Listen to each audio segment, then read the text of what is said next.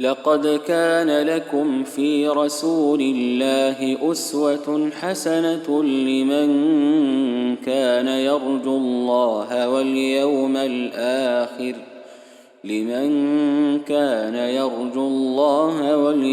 الآخر وذكر الله كثيرا.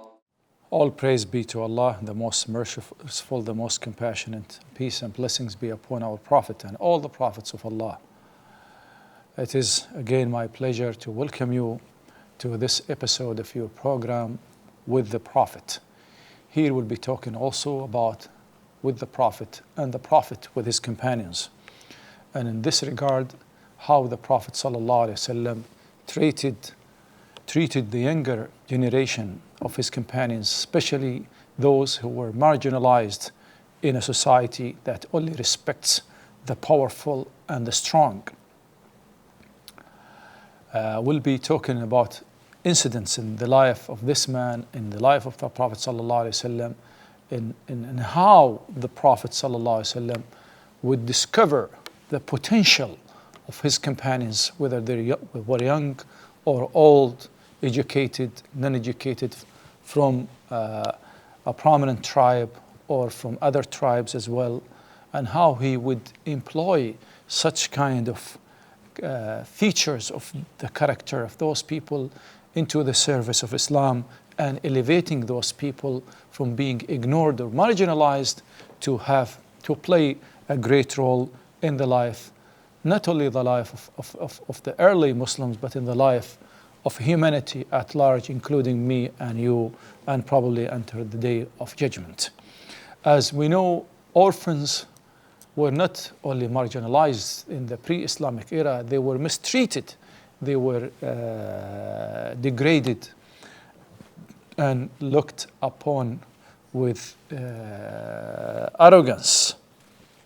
And this reminds me of the novels of Charles Dickens when he talked about his novel Oliver Twist and David Copperfield, and how orphans were mistreated during the industrial time in England and Europe, and probably will continue until today in different parts of the world. Here the Prophet ﷺ was walking into the mountains of Mecca along with his companion Abu Bakr as-Siddiq, may Allah be pleased with him, and they felt very thirsty.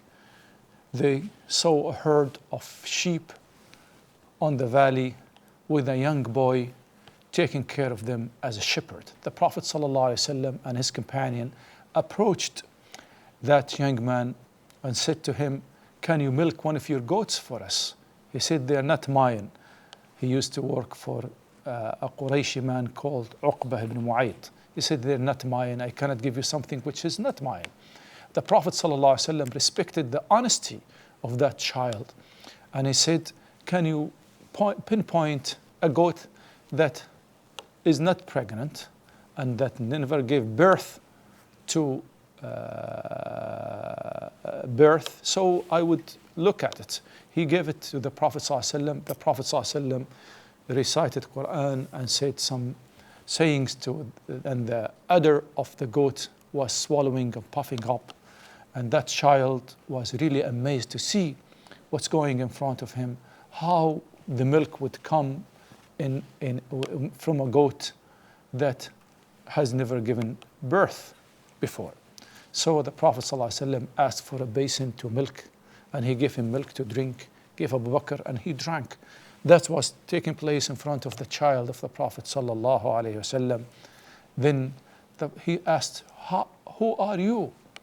The Prophet ﷺ told him who he was, and he said to him, "You will be a learned child. You will be a learned child." So the prophecy of Prophet Muhammad ﷺ was fulfilled many years back when Abdullah ibn Mas'ud, the man that we're talking about, became a Muslim. Anyway, Abdullah ibn Mas'ud was very well known for his very thin body, okay, and for his beautiful voice as well.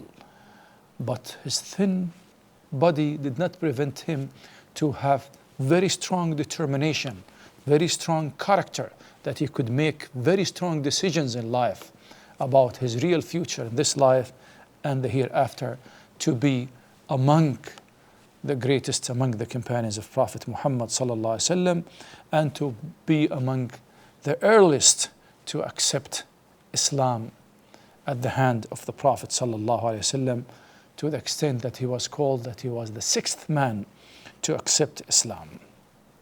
Anyway, from the beginning, the Prophet sallallahu alaihi wasallam realized from the character of Ibn Mas'ud that he would play a prominent role in the history of humanity, in the history of Islam. So Abdullah ibn Mas'ud loved the Quran from an early stage, to the extent when he learned the first surahs of the Quran, Ar-Rahmanu Allama al-Quran, that he could not really keep it for himself, ran to the Kaaba and started reciting this beautiful surah. The Qurayshis around him were amazed. They said, even they wouldn't call him by his name, they would call him Ibn Abd, okay? Because he was an orphan and he was with his mother in Mecca. He was from Hudayl, not from Mecca. And they would work for the people of Mecca, serving them. He worked as a shepherd himself, and probably his mother was working in the houses to just feed herself and her child. But Islam liberates people, give them a new life, a new strength, inspire them to be leaders. The Qurayshis did not like that. They jumped on him and started beating him. The companions of Prophet Muhammad said to him, "Don't go do this, Abdullah ibn Mas'ud. They will beat you." He said, "By Allah, I was very pleased. I wanted to let them hear the Quran even if they disliked it." He was among the people who went to Habasha, migrated to Abyssinia and to Medina as well. He was very close to the Prophet sallallahu alaihi wasallam. The Prophet treated him just like he would treat his own children, that some of the companions of Prophet Muhammad sallallahu alaihi wasallam said, we would think that he was member of the family. He's one of the members of the family of the Prophet sallallahu alaihi wasallam. Anyway, he devoted his life to be close to the Prophet, to the Quran that he loved, until he became among the great scholars that were raised and brought up within the school of Muhammad sallallahu alaihi wasallam, to the extent that one of the historians said he was elevated from taking care of goats to be to taking care of nations. He was among the secret keepers of the Prophet sallallahu alaihi wasallam. One day he was climbing a tree and the companions were laughing at his thin legs. The Prophet sallallahu alaihi wasallam, you laugh at the legs of Ibn Mas'ud. By Allah, they are heavier in weight on the day of judgment than the mountain of Uhud. One day the Prophet ﷺ was passing by the masjid and Ibn Mas'ud was reciting the Quran, and the Prophet ﷺ made a declaration, a statement of honor to Ibn Mas'ud, and he said, who would like to recite Quran as the way it was revealed to me, let him recite in the way Ibn Abd. He said, didn't Abdullah Mas'ud? He said, Ibn Abd was reciting the Quran. Ibn Abd had become iconic for recitation of the Quran. The title of Ibn Abd that was used to humiliate this man when he was young has become now honorific title given by the Prophet sallallahu alaihi wasallam to Abdullah ibn Mas'ud, that he would not call him Abdullah Mas'ud but Ibn Abd, as an honor uttered by the Prophet sallallahu alaihi wasallam. Abdullah, and look at how the companions also learned from the way of the Prophet sallallahu alaihi wasallam. They went to Abdullah Mas'ud and gave him the great tidings about what the Prophet sallallahu alaihi wasallam said to him about the recitation of the Quran, Abu Bakr and Umar, and how the Prophet sallallahu alaihi wasallam made a dua for him, and they were making ta'ameen, you see, on that dua. Anyway, how the Prophet sallallahu alaihi wasallam turned that title from a title of degrading Ibn Abd to be a title of honor. Abdullah ibn Mas'ud was fulfilling the prophecy of the Prophet Muhammad ﷺ when he met him as a shepherd, to be a leader of nations, to be among the best reciters of the Quran, to be among the most knowledgeable among the companions of Prophet Muhammad ﷺ, where the Prophet ﷺ said, take knowledge about Islam from four, including Abdullah ibn Mas'ud. He spoke about himself by saying, by Allah, I know every verse of the Quran, where it was recited, when it was recited, and how it was recited. And if I had known anybody would know Quran better than me, that would really travel to him no matter how far it is. Here we were with the Prophet ﷺ and how he treated this companion, how he brought him up from an orphan, ignorant orphan, a shepherd, to be a great leader of the leaders of Islam, among the most knowledgeable scholars of the companions of Prophet Muhammad sallallahu alaihi wasallam.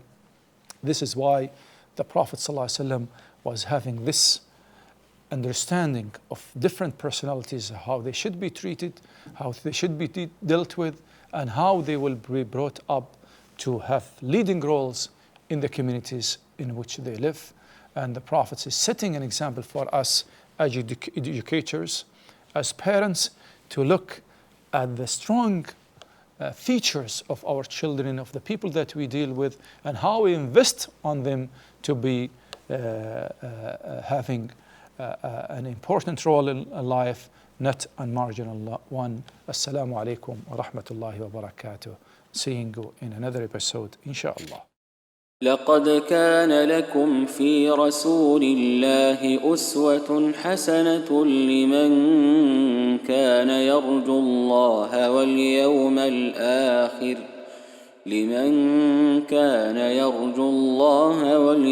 الآخر وذكر الله كثيرا.